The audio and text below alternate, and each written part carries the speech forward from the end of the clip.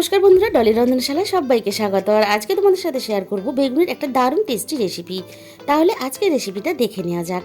এখানে আমি 4 পিস বেগুন কেটে নিয়েছি একটু মোটা মোটা করে। এবারে আমি বেগুনের মধ্যে দিয়ে দেবো স্বাদ মতো লবণ। লবণ দেওয়ার পরে আমি এখানে দিয়ে দেবো অল্প পরিমাণ হলুদ গুঁড়ো, আর দিয়ে দেবো এখানে অল্প পরিমাণ ঝাল লঙ্কার গুঁড়ো। এবার আমি মশলার সাথে বেগুনটাকে খুব ভালোভাবে হাত দিয়ে এভাবে ঘষে ঘষে মশলাটা বেগুনের মধ্যে মাখিয়ে রেডি করে নিলাম। এরপর আমি বেগুনটা একটা সাইডে রেখে দিলাম। আর এখানে আমি দুটো ডিম আগে থেকে ভেঙে রেডি করে নিয়েছি। এবার ডিমের মধ্যে দিয়ে দেব বড় চামচের 1 চামচ পরিমাণ বেসন, আর দিয়ে দিলাম স্বাদ মতো লবণ, আর এখানে দিয়ে দেব অল্প একটু হলুদ গুঁড়ো, আর দিয়ে দেব এখানে অল্প একটু ঝাল লঙ্কার গুঁড়ো। এবার আমি একটু সময় নিয়ে ডিমটাকে খুব ভালোভাবে বেসনের সাথে ফেটিয়ে রেডি করে নেব। এই রান্নাতে ডিমের সাথে একটু বেসন দিলে খেতে খুব ভালো হয়। এবার রান্নার দিকে চলে যাওয়া যাক। কড়াই খুব ভালোভাবে গরম করে নেওয়ার পরে কড়াইয়ের মধ্যে প্রয়োজন মতো সরষের তেল খুব ভালোভাবে গরম করে নিয়ে এবার আমি তেলের মধ্যে বেগুনগুলো দিয়ে ভেজে নেব। বেগুনের একটু সাইজটা বড় হওয়ার জন্য আমি এখানে দুটো করে বেগুন এইভাবে উল্টে পাল্টে দুটো সাইড লাল লাল করে ভেজে তুলে নিলাম। বাকি বেগুনগুলো ঠিক একইভাবে কিন্তু আমি ভেজে নেব। খুব বেশি এখানে ছাকা তেলে বেগুনটা ভাজার দরকার নেই, তাহলে বেগুনটা একেবারে গলে যাবে। সমস্ত বেগুন আমার এখানে ভেজে রেডি করে নেওয়া হয়ে গেল। এরপর ওই একই তেলের মধ্যে আমি আরও 1 চামচ পরিমাণ তেল দিয়ে দিলাম। এখানে আমি একটা মাঝারি সাইজের পেঁয়াজ বাটা দিয়ে দিলাম। পেঁয়াজ বাটাটা দিলে গ্রেভিটা বেশ ঘন ঘন হবে। পেঁয়াজটা হালকা নাড়াচাড়া করে ভেজে নিয়ে এখানে আমি দিয়ে দিলাম অল্প একটু রসুন বাটা, আর দিয়ে দিলাম অল্প একটু আদা বাটা। আদা ও রসুনের কাঁচা গন্ধটা চলে যাওয়া পর্যন্ত আমি পেঁয়াজের সাথে ভেজে নেব।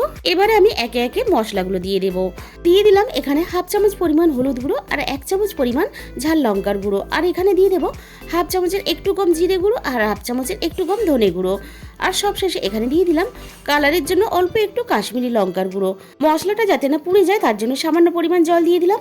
এই রান্নাটা কিন্তু একটু ঝাল ঝাল হলে খেতে ভালো লাগে, তবে ঝালের পরিমাণটা তোমরা তোমাদের নিজেদের মতন করেই দিয়ে নিতে পারবে। মশলাটা একটু কষিয়ে নিয়ে আমি এখানে দিয়ে দিলাম একটা ছোট সাইজের টমেটো বাটা, আর দিয়ে দিলাম এখানে স্বাদ মতো লবণ। এবারে মশলার সাথে টমেটোটা খুব ভালোভাবে আরও 5 মিনিট আমি এখানে কষিয়ে নেব। মশলা থেকে তেল ছাড়তে যখন শুরু করে দিয়েছে তখন আমি এখানে দিয়ে দিলাম 1 বাটি পরিমাণ জল। তোমরা যতটা গ্রেভি রাখতে চাইবে সেই হিসাব করে এখানে জলটা ব্যবহার করবে। ঝোলটা যখন এরকম টকবক করে ফুটে উঠবে তখন এখানে ফ্যাটানো ডিমটা দিয়ে দিতে হবে। এবারে হালকা হাতে এইভাবে ডিমটাকে একটু ঝোলের সাথে নাড়াচাড়া করে দিলেই ডিমটা সুন্দরভাবে ঝুড়ো ঝুড়ো হয়ে যাবে। এরপরে এখানে দিয়ে দিলাম 1/2 চামচ পরিমাণ গরম মশলার গুঁড়ো। গরম মশলার গুঁড়োটা আগে দিলে কি হবে, গ্রেভির সাথে মিশে গিয়ে সুন্দর একটা ফ্লেভার চলে আসবে। ভেজে রাখা বেগুনগুলো দিয়ে এখানে এইভাবে ঝোলের সাথে মিনিট 2 আমি রান্না করে নেব। এর থেকে বেশি আর করবো না, তাহলে বেগুনগুলো ভেঙে যাবে বা ঝোলের সাথে মিশে যাবে। এরপরে দিয়ে দিলাম সব শেষে এখানে বেশ খানিকটা ধনেপাতা কুচি। হালকা হাতে মিশিয়ে নিলেই কিন্তু এখানে রেডি হয়ে গেল একটা দারুণ স্বাদের বেগুন দিয়ে ডিমের রেসিপি। তাহলে বন্ধুরা, আজকের রেসিপিটা ভালো লাগলে অবশ্যই ভিডিওতে একটা লাইক করো। আর যে সমস্ত নতুন বন্ধুরা এখনো পর্যন্ত আমার চ্যানেলটাকে সাবস্ক্রাইব করোনি, অবশ্যই আমার চ্যানেলটাকে সাবস্ক্রাইব করে নিও।